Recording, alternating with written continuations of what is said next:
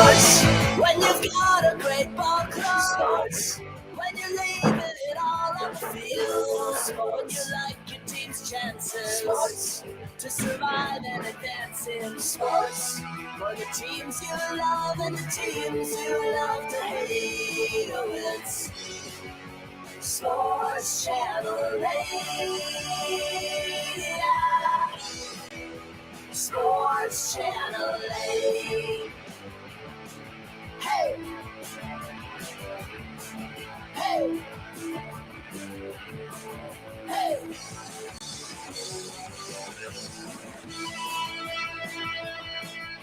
Sports Channel 8 streaming all up in your earwaves on a beautiful Monday morning. Great spring-like weather all week. The sun is shining. The birds are literally chirping in my backyard. And the ACC has as many teams as any other conference in the Sweet 16. Not the classic 25% of the Sweet 16 like we used to do back in the 80s and 90s with only 8 or 9 teams in the ACC. But still about 3 out of 16 as much as anybody else has. Who is it? The Big 12 also has 3. Yeah. But yes, the ACC, you're going to hear it. If you call the ACC a one-bid league at any point throughout this year, I know you were just trying to be funny. I know you were trying to get your clicks. Goodman, Borzello, all of you. We see you. We have a new policy in effect, and that is ACC gets, regardless, we get 4. Just like we're putting caps on some leagues. West Coast, Mountain West, was it you that went 0 for 4? Yep. Yeah, One bid. You're capped at 1. You're officially a one-bid league. Big 10, 2. Big Ten's capped at 2. They might make a bid for some more. They got a lot of money. You know what? You can buy us another bid from us with some TV money, Big Ten. Some of that, all that money you're making it rain with, you can buy yourself an automatic bid. All right, Josh Goodson making the turn. We'll let him chime in. I was going to let you go first, Swain, but you muted your mic. I thought maybe I'll be quick. Go ahead, I'll be quick because I'm about to tee off on the back. The analytics nerds took a big L this weekend. They want to go off of Ken Palm, net rankings, Bart Torvik, whoever it is, and they want to say, hey, because the Big Ten's worst team is 98th in Ken Palm, they're the best league in the history of the world. They took an L. The top 3 teams from the SEC in Ken Palm gone. I think their top 3 teams actually were rated higher than Duke. I'm sorry, the metrics are wrong. The metrics don't do the eye test. The metrics stink. And I believe that was the issue with like what you were getting at, Perm, at the beginning of like people just looked at those and used that to also formulate their opinion that the Big Ten's got to have 8 teams in. They've got 8 top 50 Ken Palm teams. I don't care. Is your name Duke or UNC? You're probably good enough to be in the tournament. That's all that really matters. And you're probably going to win games. You would make for an excellent NFL analyst. I feel like NFL analysts don't want to hear the analytics. They're like, oh, if it's the the Packers, we know they're good. We don't need to see the numbers. I don't want to hear about it. It's the year like and you would probably lose money doing this, but the years that Brady were with the Patriots, right? And they maybe weren't as good. You're just gonna be like, Patriots stink. We're just not good. We're just gonna discount them. Like, Duke, UNC, like, I don't know, man. Like, this is the year that they're just not gonna be good enough. Like, no, get your head out of your ass, get out of the metric world, and look at the teams. And yeah, UNC played some bad games this year. Yeah, Duke blew some games at the end this year. Like, who cares? It doesn't matter. We've seen their best, and their best is good enough to win this whole thing. And it reinforces, and I'll turn it over to Swain here in a second, but it reinforces something else that Swain harps on about Gonzaga's easy path of like, yeah, I get that, NC State and Virginia this year didn't have a great net ranking, and it was comparable to St. Mary's and what others. But it's like, no, dude, you're not playing 18 games where a 4-game stretch is Duke, UNC, Miami, Virginia Tech, and these other people that like aren't showing up, aren't hitting everybody's radar, but it's like, go try and play at Castle Coliseum, and it's just not the same as whatever the 5th best Mountain West team is, or West Coast Conference. I forget. Yeah. I always want to put Gonzaga in the Mountain West. They feel like they should be in there, but anyway, they're West Coast. All right, what else did you do this weekend, Swain? Well, just to touch on that a little bit, like Goodson nailed it, that teams go through the ACC schedule and you're playing the 8th, 9th, 10th best team in the league, that team can beat you. That team has scholarship athletes that are good enough to beat you. And I think that's what people found out in the NCAA tournament. Like, these teams might not be great because we're not even talking about the best of the ACC, right? We're talking about teams that don't have the ACC Coach of the Year, teams that don't have an ACC Player of the Year, teams that didn't win the ACC tournament. You're talking about like middle tier programs like Duke, Carolina, Miami. Yeah. So you're not even talking the best of the best. Right, to your point, and I see your shade there for Wake Forest, but to your point also, you forget that like now in the both the what do we always hear? We used to always hear this about recruits who went to Wake Forest. He was from North Carolina, and Duke and UNC didn't want him, so he's at Wake Forest. And now, like, some of these dudes who come to the transfer portal, I get that Steve Forbes did a great job, and they wanted to play at Wake Forest, but part of it is like they see playing in the ACC as playing in the biggest league in college basketball, right? Yeah. So whatever the rating is, like, those dudes are coming because they want to play. Some of those guys are down at Miami because they're like, oh, sweet. I get to play, big games against Florida State and then Duke and UNC. Like, this is a great college setup for me. And they get a lot of dudes. Everyone should have, and our man Zion is chiming in with it. I think part of it was like, coming in, I presumed that Isaiah Wong was like the better player, and McGusty seemed to like be number one. So it almost was like, oh, is Wong taking a step back this year? And it wasn't quite that. It was that McGusty took a step up. But they both have the ability to take over the game. I expect to see both of those dudes playing in the NBA. Oh, absolutely. Yeah. They shoot the ball so well. McGusty is just, he's got that NBA, watch him in warm-ups, and he'll take 25 shots and will not touch the rim. He'll make all of them. And Wong, his dunk, like, he's got that, like, oh, shoot. When you're a guard and you can do all the guard things and handle the ball, but also you just have elite athleticism like Wong's dunk show. It's like those guys are playing in the NBA. And our guy, Charlie Moore, huge fan of the show. Yes. Huge fan of Sports Channel 8.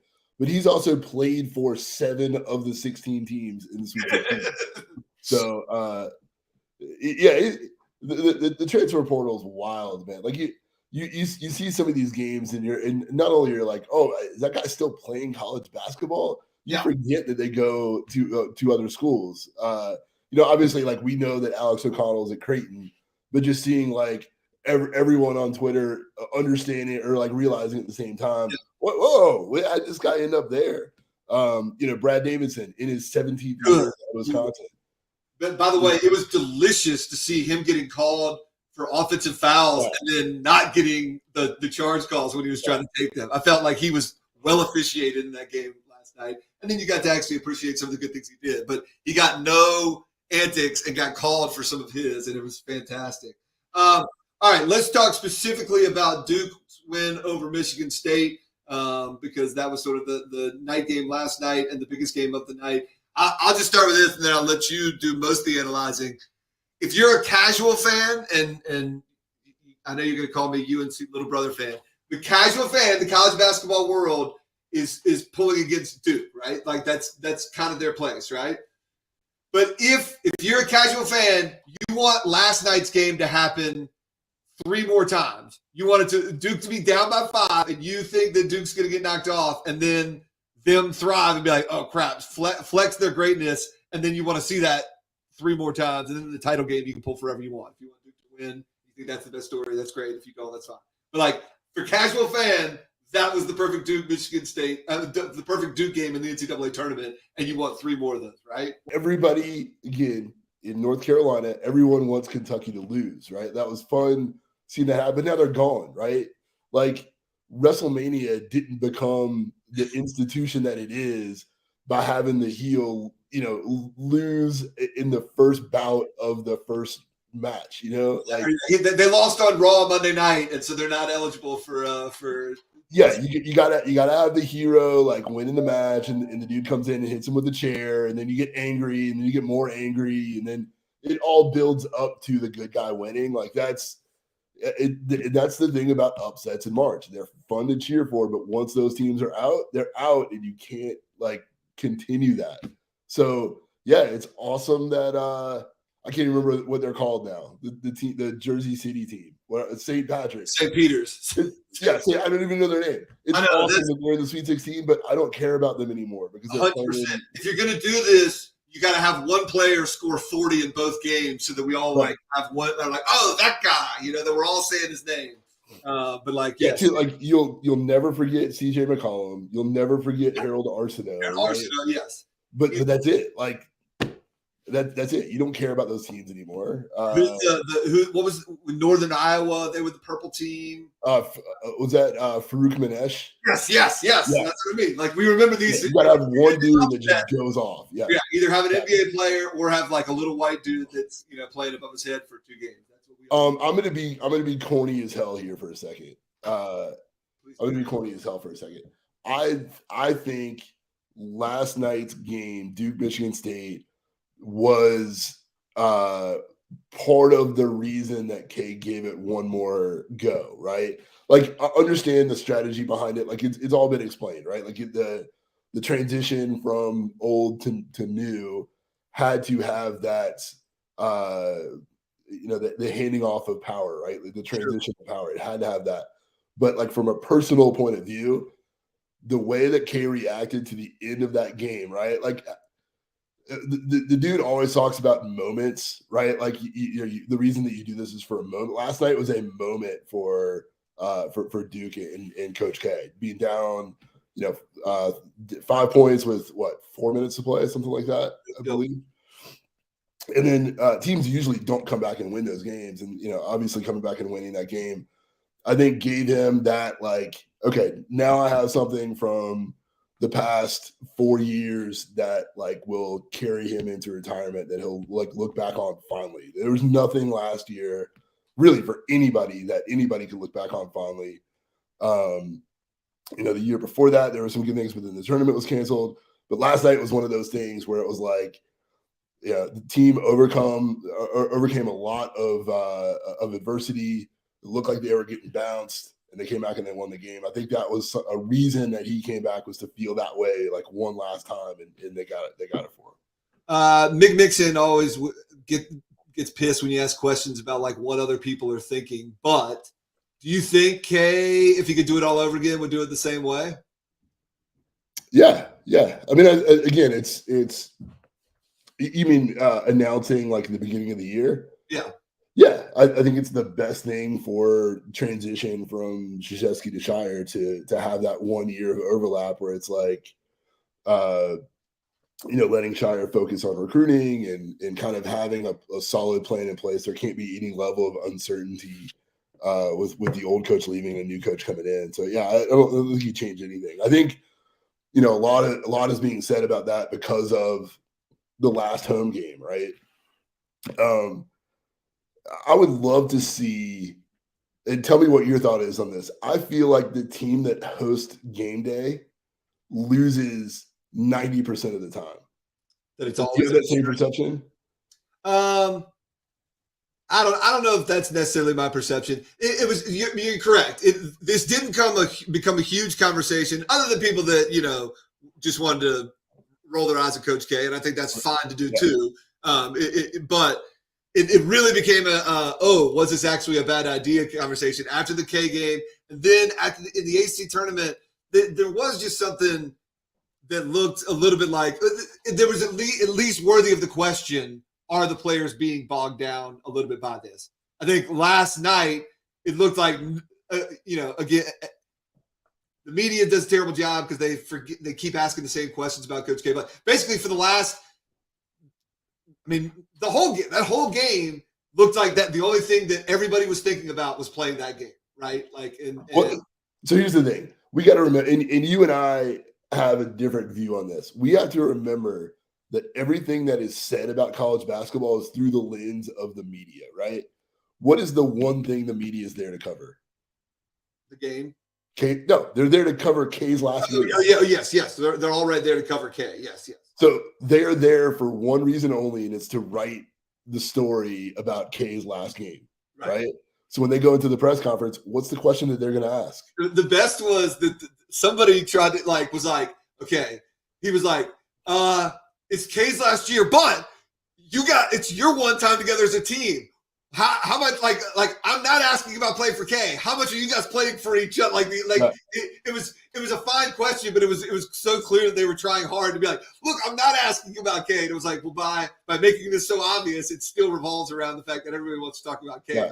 You know, so I find that like funny, but yeah, and it's I mean we talked about this. We're gonna talk about it some more. Like you knew Nance was gonna be there from game one. Right? Because it's like if it's going to be an upset, he's going to be there for K's final game. And you know he's going to be there all the way through.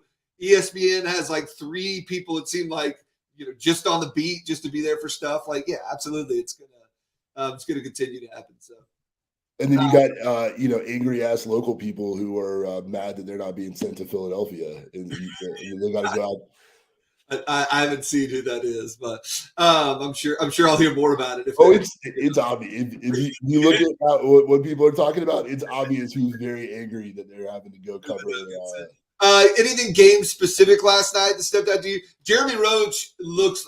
I think a lot of people were like, Wendell Moore needs to turn into Quinn Cook, and everybody wants somebody to be exactly personality like someone. Yeah. And to me, Jeremy Roach is doing the Quinn Cook things of like, I don't need to be the leading scorer, but I'm willing to make big plays when it's need to be, even if I don't carry myself like Quinn Cook carried himself. Is that not crazy on that?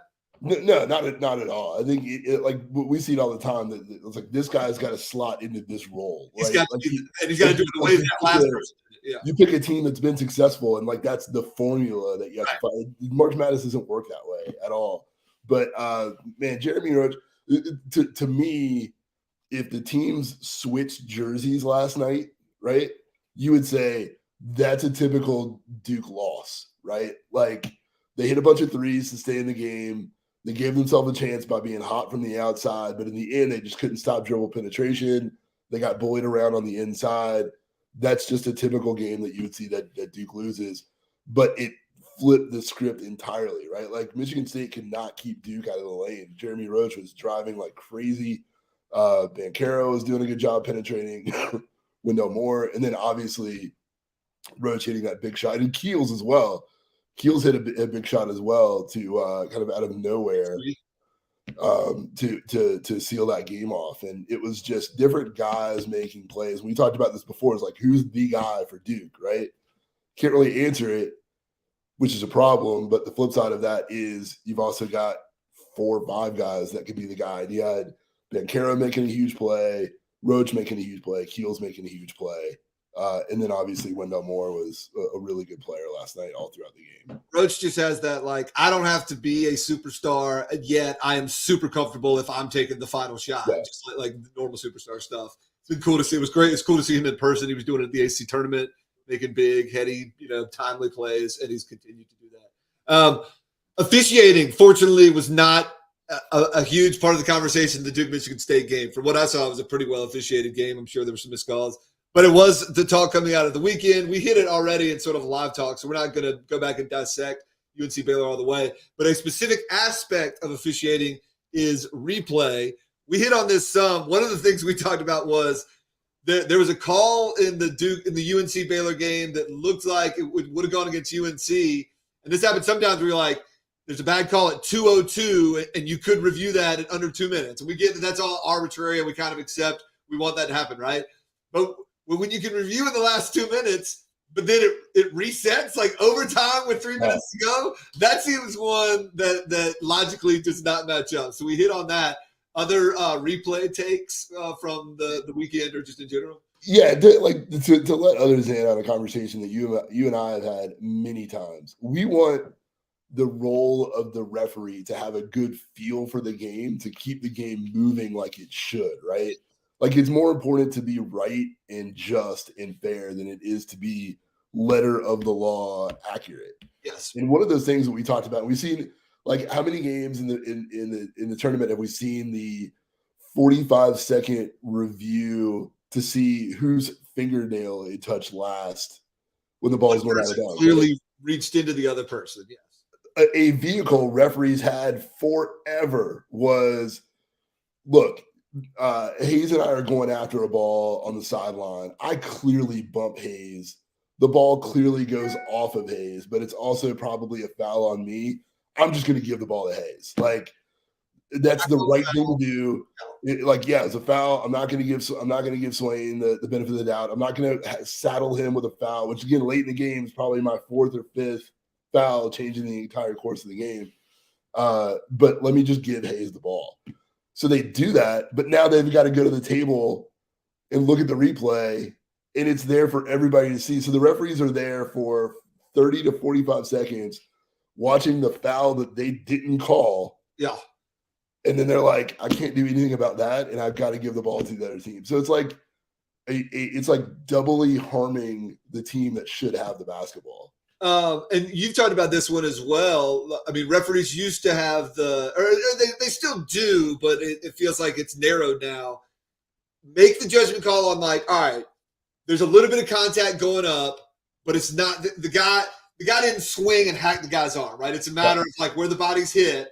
If the shot goes in, I'm not calling a foul, right? That was pretty good defense, but they did bump, and I shouldn't penalize that guy who got bumped a little bit. He shouldn't have to miss the shot.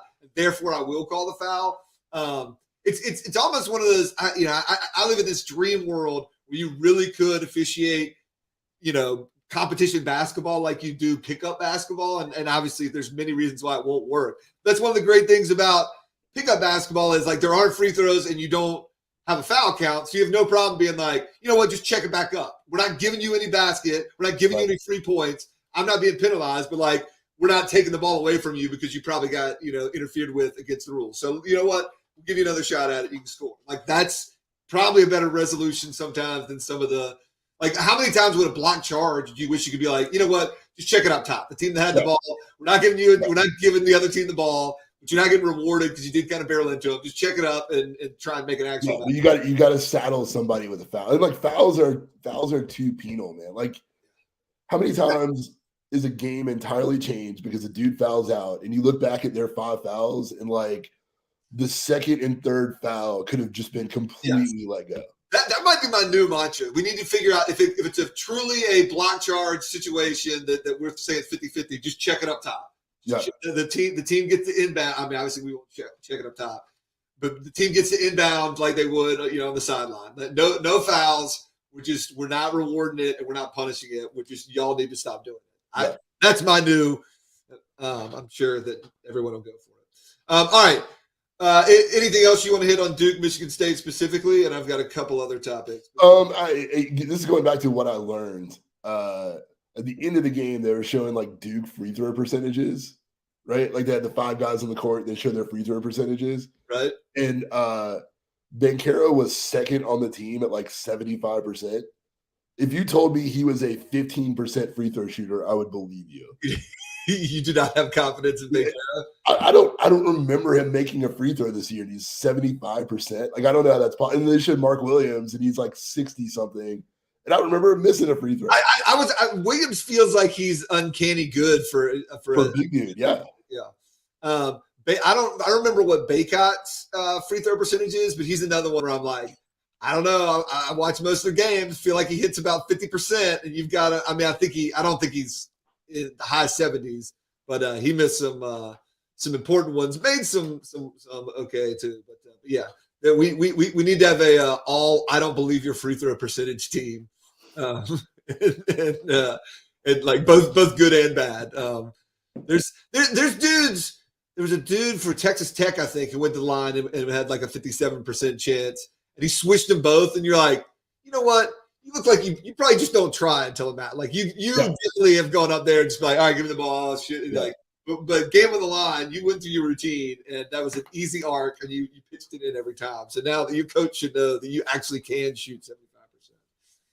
All right, looking at the Sweet 16, we're going to play a little game here. We talked about this. Kentucky's out, and it was fun to see them lose. But 9 times out of 10, you want Kentucky to still be in there because you would much rather have a Kentucky-Purdue matchup than you would St. Peter's Purdue. You can hate on Purdue. Purdue's got some actually fun players. They got some dudes who play well. So I will give you a team, and you can. I've got them ranked 1 to 16 and how interesting I think they are. I've got some people like to reseed the tournament and how good they are. I've got them actually reseeded of how interesting I think they are. So actually, I'll present you the team, and you can guess where you think I have them seated, and then I'll tell you what I have. Okay, we'll do it that way. Is it actually Sweet 16 or is it a Sour 16? We'll go by bracket order here. So we'll start with Gonzaga. Where do I have Gonzaga on my most interesting Sweet 16 team? We're gonna disagree here too. You're gonna hate. No. I'm gonna say that they're on the sweet side of things. Yeah. And because I think they're a team that's fun to cheer against, right? It's one of those teams where that's sort of what I'm going with. Yeah. I've got them actually as the 2 seed, as the second most interesting team because they lost last year in the final. There's an interesting whatever. All right, now we got Boilermaker fans mad. It's not enough that I said they got some good players. I'm sorry, Krista. They have many good. They have the best team of all time. They have a stacked lineup, and they will not lose. I said they got some good, interesting players. Come on. All right. Look, I'll say this. If you took Purdue and just trotted out Iowa instead of Purdue, I would be like, yo, that's the wrong team. There's no difference between Purdue and Iowa. All right, Chris, stick around and see if Purdue is on the sweet or sour side of things. If you're top 8, you're sweet. If you're bottom 8, you're sour. Gonzaga's my 2 seed. Where you got Arkansas? I mean, they're the only SEC team left, right? I know, but all the other ones were way more interesting. Yeah, I couldn't tell you one dude on Arkansas. I'm gonna go sour. They're sour. They were my 12 seed. All right, Texas Tech. This is a tricky one. You're gonna like my answer on this, though. I don't care about Texas Tech. They're sour. They're my 10 seed. They're a high sour. The most interesting thing about them, what's everyone saying about Texas Tech right now? It's very specific to like their matchup. What's everybody saying about them? What? They're the number 1 defense in Ken Palm? That they can beat Duke. Oh, the most interesting thing about them is that they could, like if it was St. Peter's, it's not going to make them any more interesting. Nobody thinks they could beat Duke. The most interesting thing about Texas Tech is that everyone's saying right now is like they could beat Duke. So to your point on that, like sour, though. You go into a tournament, you look at your team's bracket, right, and you kind of think about like what would be like an acceptable negative outcome, because the negative outcome is the most likely outcome, right? Everybody loses, except for one team, obviously, but everybody loses except for one team. So you kind of pick, okay, who would I not really care if my team lost to? I think Texas Tech is the only team on that list. Yeah, Duke, right? Like if it had been Davidson, that would have been, we'll live that down. Yeah, definitely don't want to lose to Izzo. Yep. Mark Few, they're looking at like Calipari, or now UNC in the Final Four. Like Texas Tech is the only team left in the field that Duke fans would be like, whatever, don't care. I don't know any Texas Tech fans. That'll probably be the talk in the locker room for the players. I bet. Guys, if we're gonna go out the escape hatch, this is the time to do it. This is the game. This is the game. Yes. But yeah, so I've got they rose to a 10 seed, but they're still sour. Yeah. All right, UNC. They're interesting. They're sweet. I got them as the 3 most interesting right now. I got them Kansas, partly because their last game they got to play in that coveted first game of the second round and the only game on at that time on CBS. And it was like the only basketball game people had. And then it was like a game everyone was talking about. So they've kind of ratcheted it up. They don't quite have Baycott, or like Mannix almost become their star, the most talked about, because a white audience obviously loves the white dude. But they're kind of lacking a star. But I've got them that would have put them over Gonzaga. But I've got them 3 in my most interesting. All right, UCLA.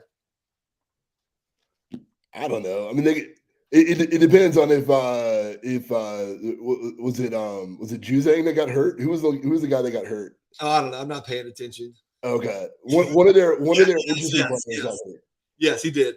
I've got them low on the sweet side. I've got them as a 6 seed. They're close to a blue blood. They made a run last year. They were interesting enough last year that made them somewhat interesting this year. Purdue. This is big. Or Krista, sweet or sour? Purdue. Sour.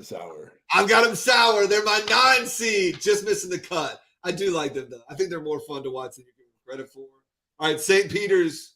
I almost said St. Petersburg because I've already forgotten about them. Right. They are obviously sour to me. Yeah, I don't care that much. They're not the I worst. do like their coach. Their coach has some good sound bites. I think he's got some. He doesn't yell at the refs as much. He just like side eyes and stares at them. Like he's almost like a congressman. Krista's mad again.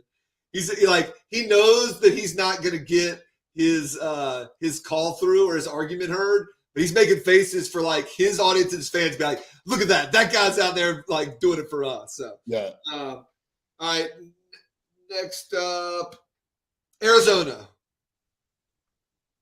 I mean, no. Barely sweet. There's not many options. Some of them are sweet by default. They're a 7 seed, but they're the most boring 1 seed in the Sweet 16. By far the most boring one. Could ever be. Houston, sweet or sour? I don't know. Their coach took his shirt off in the locker room, so that bumped them up a little bit. He's from North Carolina. I had them as an 11 seed, actually behind Purdue. Okay, Krista, I got Houston behind Purdue. They have an up-tempo offense. They're not interesting enough for me. Michigan. No, they're interesting. Sweet for sure. They're sweet. They're the 5 seed for me. They've got Juwan Howard, classic Michigan. Michigan, quit screwing up your uniforms, though. Unbelievable that I have to look at anything other than a classic Michigan basketball gold uniform at this time of year. Just unbelievable. I do not need the navy paneling on the sides of the shorts. Villanova. And the just locally, the deeper that Juwan Howard goes in the tournament, the better it bodes for Duke or Carolina. That is true. Villanova. No. Because they've been good recently, I got them as 7. Look, there's not many. There's a lot of sour teams. Yeah, but from I don't have to have a top half and a bottom. Okay, got you. Yeah. I'm doing it black and white. We're like, yes, half of them have to be interesting. But yeah, okay, that's fair. Fair enough. I've got them as the 7 seed in my suite. Kansas. Yeah, I think you gotta give the respect that the Blue Bloods deserve. Yep. Kansas is a legit Blue Blood. So my top 4 was Duke, Gonzaga, UNC, Kansas, and then Michigan, UCLA, Nova, Zona, which means we've got a couple more. Not the Midwest is the least interesting. You got Kansas and then Providence. No, I have as my least interesting team in the Sweet 16. Like at least St. Peter's has a story of you knock somebody off. Providence, I'm not. Iowa State, they're my 15 seed of interesting. Apparently they sucked last year and they were picked to be worse in the conference, but that didn't hit my radar, so they're not interesting to me.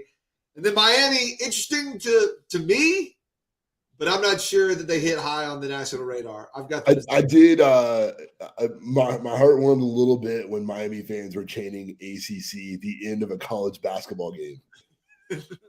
Our man 31 A-Rob standing up for us, saying that Purdue not interesting. Krista, you do have the Big Ten Network, and they got a lot of money. So. Oh, is that still on air now, or I thought they just they weekend. I just thought they go like color bars until football season. Spring football practice now on the Big Ten Network, or maybe some golf championships. Let's go back to Kansas for a second. We've got a Duke guy and a Carolina guy here. Thinking about other Blue Bloods, Kansas is the one that you would cheer against the least, right? Yeah, they don't move the needle enough to hate them, right? Like, and to your point, like you kind of like, I feel like you try and put UNC in that category now. It's definitely Duke, Kentucky. I think it's then Carolina, Kansas in terms of who moves the needle. But like, yeah, it's just other than the fact Bill Self can be a little insufferable sometimes, and people make fun of his toupee, and then people thought that they were kind of getting away with a cheating scandal, but like that's kind of how the Blue Bloods do it. In fact, it's a little his fault for ever having to get that close to calling it a cheating scandal. Like Blue Bloods sort of take care of business and don't actually get. Yeah, the Blue Blood basketball programs managed to do they really? For the most part, or at least not get punished. I'm not going to touch that one. So, but yeah, Kansas is, and there's kind of the James Naismith aspect, right, where it kind of feels like the same reason we keep them around as Blue Blood status, even when they haven't been as good or as relevant, is the same reason. They're almost more like a college basketball museum. Like, okay, right. We got to have them. right? Like, but their fans. I'm neither impressed or get chills hearing Rock Chalk Jayhawk, nor am I like, God, I want the fans to lose so bad. I want to see their fans crying, the way you do with Duke, Kentucky, or Carolina. I feel like they're a museum. I would definitely put Carolina ahead of Kansas. I think you're sugarcoating the gap between the top two. Perhaps that's where I don't think there's anyone out there that watches Carolina that's like, I want to see their fans cry. I see some posts after UNC losses, but yeah, no, you and I disagree on the gap. But I think we agree on the order. We can argue about the distance between the gap. But I won't even argue that there is one right now. Like there definitely is. But yes, the disagreement is on exactly how big it is. But yeah, Kansas is like I don't know. They're the music. They have the resume of a blue blood, but like you would not, if you're hiring one blue blood, you would not hire Kansas. Yeah, I like my museum. Like we gotta have them. I'll think of another like reference of like something you gotta have. It's like a grandparent in the family, right? Like they're no one's favorite, but like it doesn't feel like Thanksgiving if they're not there. But like like a balanced meal, they're your starch. They get it done. All right, you brought up something. I want to close out on this, unless you've got. Do you have anything else you want to get to? All right, we called this. Though we deserve no credit for this call, but we called it on this streaming show, maybe in January. That whenever the NCAA tournament started, Jim Nantz, Grant Hill, and Bill Raftery would be in Duke's locker room, traveling with the team, following them. For CBS, whether it's a loss in the first round or a title game, everything was going to be bigger if with the number one squad on K's team, and that means Nance has known this too, right? And he's had plenty of times to rehearse. Ooh, this is actually a decent point by Krista. Kansas doesn't have the city affiliation. I know it's in Lawrence, Kansas, but like. Where is Lawrence? Lexington, Durham, Chapel Hill. It's not a terrible. Well, I don't know. I think if you took Durham and Chapel Hill separate, maybe it would be in the same league as Lawrence. But that Durham and Chapel Hill are right beside each other because they are. Yeah, and then Lexington is actually a big city for Kentucky. All right, we know that Nance has been writing his final lines for every step of the way when K advances, and he's got a loss line in the book. Like he's got to have it ready just in case. Like last night he was looking like, which one are we going to be going with here? So we are going to present to you, and I've got some written down. I don't know if Swain actually has any. Some of Nance's potential final game lines on the K trip. And I've got some music here because we're up in the production. Nope, that's not it. Just when I thought we were up in the production. The Catboy? You hit the Catboy sound there. Yeah, I hit the overrated one. I think I've still got Catboy. You definitely hit the Catboy sound there. You want the Catboy sounder? Oh, he a cat boy. Did we ever talk about? I thought the Righteous Gemstones finale was a little underwhelming. I realized that they had to kind of pull together some plot points and set up some plot points. Yeah. But just like I wasn't laughing. They didn't give my girl enough good lines. In defense, I will throw out that I did read that they thought that they were going to have 11 episodes, and then they were given 9. So they had to condense. They got the wrap it up box. Yeah. So, hey, wrap it up, season 9. All right. No, I hit it wrong again. There we go. All right. Duke beats Texas Tech. Well, now we got to answer this question first. Is Jim Nance a Catboy or a dog boy? Great question from Andrew Huggins. This is Dog Boy. I know he doesn't rhyme a lot, but here's what I can see after Duke beats Texas Tech by 7. To the round of 8, retirement must wait. Coach K and Duke will take on someone in the bottom of the Elite 8. Gonzaga. It's going to be Gonzaga. Yeah, it's going to be Gonzaga. Right? How about they beat Texas Tech? 3 games to go for a legacy for a lifetime. The Blue Devils are in the Elite 8. All right, you like that one? That's pretty good. Or simple one. Coach K still elite. The Blue Devils make it to the next round. Workshop edition, right? This one can be used on multiple rounds, right? I think this is a good one, and maybe a good one. This would have been a good one last night, where it's like it looked like it might end, but it didn't. You got the military reference here, a play on words. Coach K and the Duke Blue Devils still marching into the round of 16. Here they go. Something like that, right? That would be good. All right. What if Nancy said this one? Duke 84, Texas Tech 82, and I pull my chest hairs out with tweezers, and it hurts, but it feels good.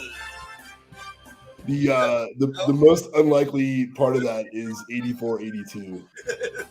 All right. If when they beat Gonzaga in the Elite Eight, you know you're getting a play on final. Yeah. So either a final trip to the Final Four, yeah, the finest in college basketball, yeah, like Krzyzewski and the Duke Blue Devils. That's And then I think if you make the Final Four, beat UNC in an epic showdown, you beat UNC, you got to change it. I feel like UNC has to be mixed in. But let's say you just beat Purdue and you go to the Final Four. I think it's just simple. One more game. Right, because there it's like win or lose. Now we know it is the final game. One more game for Mike Krzyzewski and the Duke Blue Devils. The finals, Monday night. They take on Arizona. All right, anything you want to add for me? No, that was solid. I think what he used last night, I think he went something like the music continues on K's final dance or something like that. There we go. That's an evergreen. Like he's got a couple that he could use, and then a couple that he might have to use depending on the game or the opponent. But yeah, the music continues would be akin to K and Duke. K marching on, still marching. That's what it was. Still marching. Yeah. You can't say still marching in March. That would be very nice. You definitely can.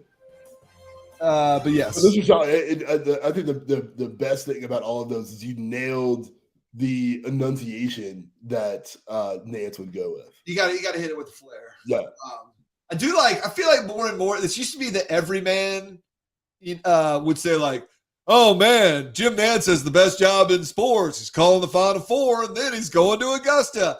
But I feel like that came up a lot in the broadcast. I don't know if it was like Jim Spinarkle and Ian Eagle, angling for Masters tickets. It sounded like Hill and Raftery are joining Nance there.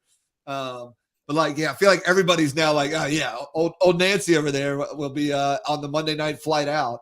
It's like, but it is the best job in sports. Wonder how much longer he's got. Nance looks like he's been 55 for about 25 years now. Yeah, I think he's 87 years old? I mean, he's got why is his name just escaping me? Kansas coach. He's got Bill Self's hair guy, Jim Nance, apparently. Anything else you want to hit on? One of my favorite things in college basketball is the NCAA tournament is so much more fun when your team is still in it. UNC Duke are still in it. For UNC fans, as excruciating as watching the Baylor game was, it was the first game. So then it's just like, fun Saturday and Sunday, baby. Love watching these games because your team's still in it. Duke had to wait a little while, but the tournament this week is a totally different week if your team's in or out of the tournament. So. We got a big day NHL trade deadline today. There we go. We got nothing, but I'm going to tie it back to basketball. Okay. If you've noticed, since the Canes have become like really popular in North Carolina sports culture, K has used hockey quite a bit in his statements, right? Like there was one where he was talking about the ball movement. He's like, we look like the Carolina Hurricanes out there. Last night, he compared Mark Williams to a hockey goalie, just stopping everything in the crease. And I don't remember him ever doing that before. So he's definitely like a full-on Caniac now. He's pulling a page from Roy Cooper. Roy Cooper, very sly political move. He knows that it's a college basketball state. It's the safest team. Yeah. And he knows that he still shows up at Final Fours or sometimes ACC tournaments to pull on for his heels. Like he's smart. He's not going to I feel like Josh Stein is a little more like, no, I am truly neutral. Like Cooper is like, all right, they're going to catch pictures of me at UNC games. I know. But when he wants to talk sports, he is all about Canes. And it's just easy to be like, yeah, just the team everyone likes. I'm going with that. So I think Kay's obviously in a different position. But is that why Cooper kept the mask restrictions for so long, so that he could be in disguise at Carolina games? People wouldn't notice him. Is that why? No, he can stay in his box. But no, he's at a lot more UNC basketball games than he ever discusses. But when this Canes get a big regular season win, he's got them Twitter fingers flying to let people know that he is all about the sports in the state of North Carolina. I respect that.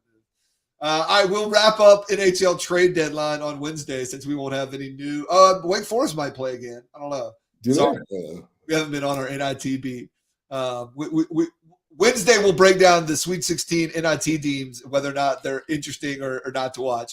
Spoiler alert, they're all not. Yes. For Ben Swain, for Moose and Goodson from the golf course. Moose actually tried to get in at one point, but he didn't wait in the green room long enough for me to bring him in. I guess he felt like he wasn't worthy. Keep it tuned to Sports Too Late. The podcast will drop in about an hour. Enjoy the rest of the tournament. Keep it tuned here. Monday, Wednesday, Friday. Sports Too Late. We out. Hit up Goodson for your movement mortgage. Later.